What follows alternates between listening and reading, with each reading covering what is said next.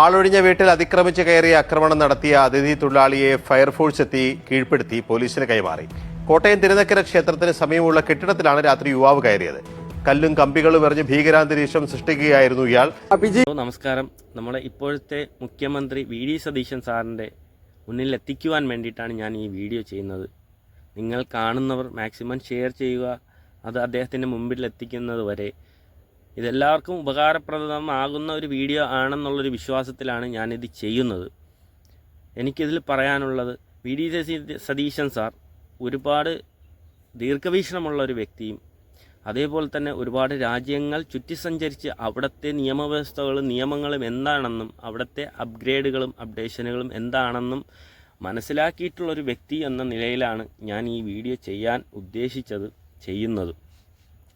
അപ്പോൾ നമ്മളെ നാട്ടിൽ അല്ലെങ്കിൽ കേരള സംസ്ഥാനത്തിലെ ഏറ്റവും ഇപ്പോഴത്തെ ചർച്ചാ വിഷയം അതിഥി തൊഴിലാളികളുടെ കടന്നുകയറ്റവും ഒഴുക്കിനെയും കുറിച്ചാണ് ഞാൻ പറയാൻ ഉദ്ദേശിക്കുന്നതും. നമ്മളെ നാട്ടിലെ ചർച്ചാ വിഷയം അതാണ്.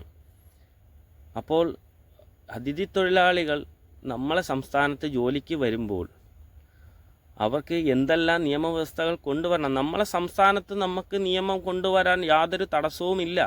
ഇപ്പോൾ അതിഥി തൊഴിലാളികൾ ഇപ്പോൾ ആസാമിൽ നിന്ന് വരുന്നവരായിരുന്നാലും കൊൽക്കത്ത ബംഗാളിൽ നിന്ന് വരുന്നതായിരുന്നു എവിടെ നിന്ന് വരുന്നവരായിരുന്നാലും അവർ നമ്മളെ സംസ്ഥാനത്ത് നമ്മളേതായ നിയമങ്ങൾ നമ്മളുടെ നിയമവ്യവസ്ഥയ്ക്ക് അനുസരിച്ച് മുഖ്യമന്ത്രിക്കായിരുന്നാലും അതേപോലെ നമ്മളെ നിയമവ്യവസ്ഥയ്ക്ക് കൊണ്ടുവരാൻ പറ്റും എന്നുള്ളൊരു വിശ്വാസം ഉള്ളത് കൊണ്ടാണ് ഞാൻ ഈ ഒരു വീഡിയോ ചെയ്യുന്നത്. കാരണം ഈ അന്യസംസ്ഥാന തൊഴിലാളികൾ അതിഥി തൊഴിലാളികൾ നമ്മളെ നാട്ടിൽ ജോലിക്ക് വരുമ്പോൾ അവർക്ക് വേണ്ട, അവർ എവിടെയാണ് ജോലിക്ക് വരുന്നത്, ആ ജോലിക്ക് വരുന്ന അവർക്കൊരു സ്പോൺസർഷിപ്പ് രേഖ ആക്കണമെന്നാണ് എൻ്റെ ഒരു അഭിപ്രായം. കാരണം അവർ വരുമ്പോൾ അവരെ സ്വീകരിക്കാൻ അല്ലെങ്കിൽ അവരെ സ്പോൺസർ ചെയ്യാൻ നമ്മളെ നാട്ടിലുള്ള ആരെങ്കിലും ഒരു എന്താ പറയുക, ഒരു സ്പോൺസറെ കണ്ടെത്തി അവരുടെ കീഴിലാക്കണം എന്നുള്ളൊരു അഭിപ്രായം ആണ് എനിക്കുള്ളത്. ബാക്കിയുള്ള രാജ്യങ്ങളെല്ലാം അങ്ങനെയാണ്. അപ്പോൾ അത് നമ്മളെ സംസ്ഥാനത്ത് എത്രത്തോളം പ്രാബല്യത്തിലാക്കാൻ പറ്റും എന്നുള്ളത് എനിക്കറിയില്ല. എന്നാലും അങ്ങനെ ഒരു സ്പോൺസർഷിപ്പ് ഒരു സ്പോൺസറുടെ കീഴിൽ കൊണ്ടുവരുമ്പോഴത്തേക്കും അതിന് കുറച്ചുകൂടെ ഒരു നിയമ വ്യക്തതയോടുകൂടി ആ വ്യക്തി ഇന്ന ആളിൻ്റെ സ്പോൺസറിലാണ് ജോലി ചെയ്യുന്നത് എന്ന് നമുക്ക് മനസ്സിലാക്കാൻ സാധിക്കും. അതേപോലെ തന്നെ ഇവർ വരുമ്പോൾ ഇവർക്ക് എന്തെങ്കിലും ക്രിമിനൽ ബാക്ക്ഗ്രൗണ്ടുകൾ ഉണ്ടോ? ഇപ്പം നമ്മളെ നാട്ടിൽ സംഭവിച്ചുകൊണ്ടിരിക്കുന്ന പലരും ഇവരാണ് കൂടുതലും അക്രമങ്ങളും കാര്യങ്ങളും അഴിച്ചുവിടുന്നത്. ഇപ്പോൾ എല്ലാ തലത്തിലുള്ള ജോലിയിലും അതിഥി തൊഴിലാളികളാണ്. മീൻ പിടിക്കുന്നത് മുതൽ കൺസ്ട്രക്ഷൻ വർക്കായിരുന്നാലും ഹോട്ടലുകളിൽ വർക്ക് ചെയ്യുന്നതായിരുന്നാലും ഇപ്പോൾ പറഞ്ഞു കേൾക്കാൻ സഹായിച്ചത് പലരുടെയും കൊട്ടേഷൻ വർക്ക് പോലും അടിപിടിക്ക് പോലും അതിഥി തൊഴിലാളികളാണ് ഇപ്പോൾ നിലവിൽ ഉള്ളത് എന്നാണ് പറയപ്പെടുന്നത്. അതിൽ എത്രത്തോളം വാസ്തവമുണ്ട്, എത്രത്തോളം സത്യമുണ്ട് എന്നുള്ളത് നമ്മളുടെ അത് അന്വേഷിച്ച് കണ്ടെത്തേണ്ടതായിട്ടുണ്ട് എന്നും കൂടി ഇതിൽ കൂടെ പറയേണ്ടത് ആണ്. അപ്പോൾ അവർക്ക് കറക്റ്റായിട്ടുള്ള ഒരു സ്പോൺസർഷിപ്പ് രേഖ കൊണ്ടുവരണം. ഒരു സ്പോൺസറിൻ്റെ കീഴിലാക്കണം.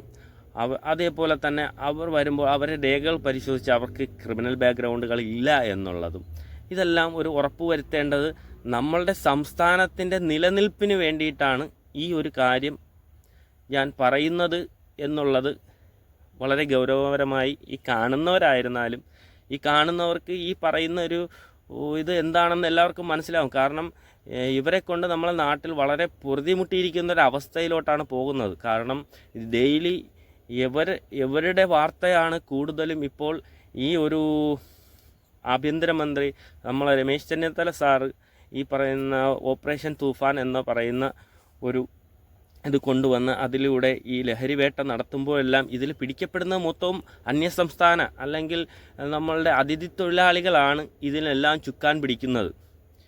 അപ്പോൾ അതിന് അവർക്ക് വ്യക്തമായിട്ടുള്ളൊരു സ്പോൺസർഷിപ്പ് രേഖയും അല്ലെങ്കിൽ അവർക്ക് അത് വേണ്ട അവരുടെ രേഖകളെല്ലാം പരിശോധിച്ച് ക്രിമിനൽ ബാക്ക്ഗ്രൗണ്ടുകൾ ഇല്ല എന്നുള്ള ഇതിലും അതിന് കറക്റ്റായിട്ടുള്ളൊരു നിയമ സംവിധാനം കൊണ്ടുവരണമെന്നാണ് എനിക്ക് പറയാനുള്ളത്. ഇത് കാണുന്നവരും ഇത് മാക്സിമം ഷെയർ ചെയ്യുക. ഇതിൻ്റെ ഗൗരവം വളരെയധികം ഗൗരവമായി കാണേണ്ട ഒരു വിഷയമാണിത്.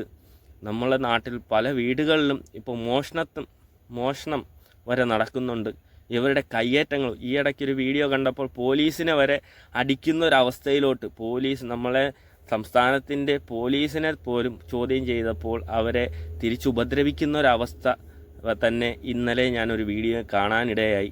അപ്പോൾ ഇത് വളരെ ഗൗരവകരമായി കണ്ട് ഇതിന് വേണ്ട നിയമ നടപടികൾ എടുക്കണമെന്ന് VD സതീശൻ സാറിനോട് ഞാൻ അപേക്ഷ നൽകുന്നത് പോലെ അപേക്ഷിക്കുകയാണ്. അതിൻ്റെ ഉത്തരവാദിത്തപ്പെട്ട വകുപ്പ് മന്ത്രിയുമായി ചർച്ച ചെയ്ത് അതിന് വേണ്ട നിയമ നടപടികൾ കൊണ്ടുവരണമെന്ന് താഴ്മയായി അപേക്ഷ തന്നതുപോലെ അപേക്ഷിച്ചുകൊണ്ട് നിർത്തുകയാണ്.